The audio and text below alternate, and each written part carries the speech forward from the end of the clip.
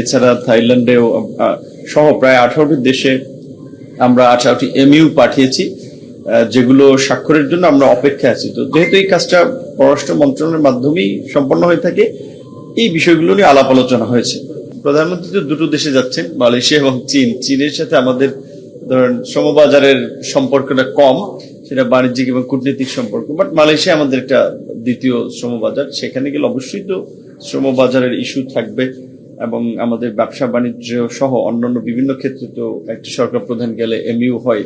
আমাদের কনসার্ন পার্টটুকু, যেটা আমরা বৈদেশিক কর্মসংস্থানটা, সেটাকে প্রাধান্য দিয়ে আই থিঙ্ক মালয়েশিয়ায় আমাদের মন্ত্রণালয় থেকে ইতিমধ্যেই অনেক জনের আলোচনা, দুই দেশের জয়েন্ট ওয়ার্কিং কমিটিও এগিয়ে নিয়ে গেছে। এখন প্রধানমন্ত্রী গেলে আশা করি সেটা আরো ত্বরান্বিত হবে। না, আমাদের বিশেষ করে বিভিন্ন দূতাবাস থেকে আমাদের নির্বাচনী ইশতেহার পূরণে একটা ধারণাপত্র নেওয়া হয়েছে। সেখানে সব দেশ থেকেই কি ধরনের আমাদের সেখানে লোকজনের যাওয়ার একটা সুযোগ আছে, সেটা একটা সম্ভাব্যতা আমাদের হাতে আছে।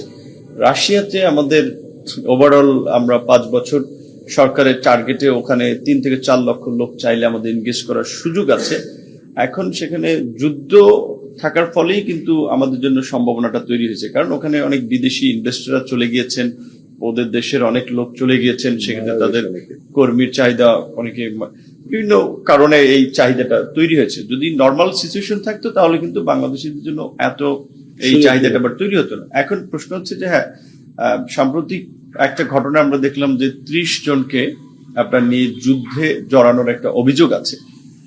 সেই ক্ষেত্রে এই ঘটনাটা আমরা শুরু থেকেই তৎপর, এবং যেই এজেন্সিগুলো তাদেরকে পাঠিয়েছে তাদের বিরুদ্ধে মামলা হয়েছে, তাদের আপনার রিক্রুটিং লাইসেন্স স্থগিত করে দেওয়া হয়েছে। এখন আসলে একটা সমস্যার জন্য তো ওই দেশের পুরো বাজার আমরা বন্ধ করে রাখতে পারি না, তাহলে তো এটা ওয়াইজ হবে না।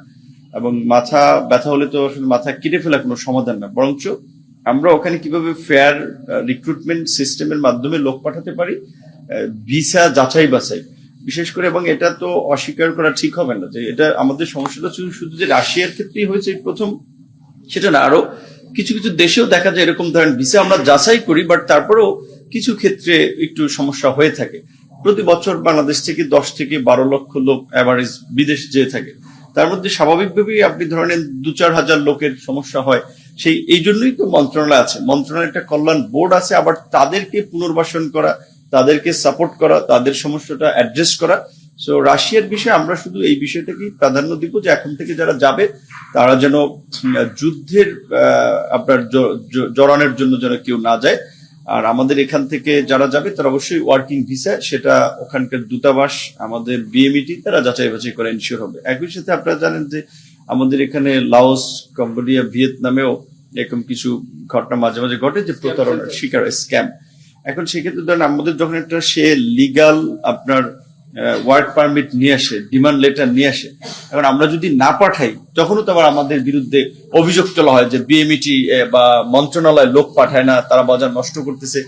সেক্ষেত্রে আমরা যাদেরকে প্রুফ দেই সাধারণত ভিসা চেক করে দেওয়া হয়, তারপরেও দুইটি যদি ঘটনা ঘটে সেই বিষয়ে আমরা পদক্ষেপ নিয়ে সেটা একটা প্রতিকারের চেষ্টা করব, এবং এই বিষয়ে সকলেরই একটা সম্মিলিত প্রচেষ্টা দরকার। যেই কারণে আজকের এই মিটিংটা, যে আমাদের এখানে কর্মসংস্থান কিংবা আমাদের ডিপ্লোমেসির ক্ষেত্রে দূতাবাসগুলো মেইন ভূমিকা পালন করে থাকে, সো তাদের আরেকটু অ্যাক্টিভ রোল প্লে করা এবং আমাদের এই মন্ত্রণালয়ের কাজেও আরেকটু যেন তারা সহায়তা করে, সেই বিষয় নিয়ে আজকের এই যৌথ আসলে মিটিং। এবং আশা করি এই মিটিং এর মধ্যে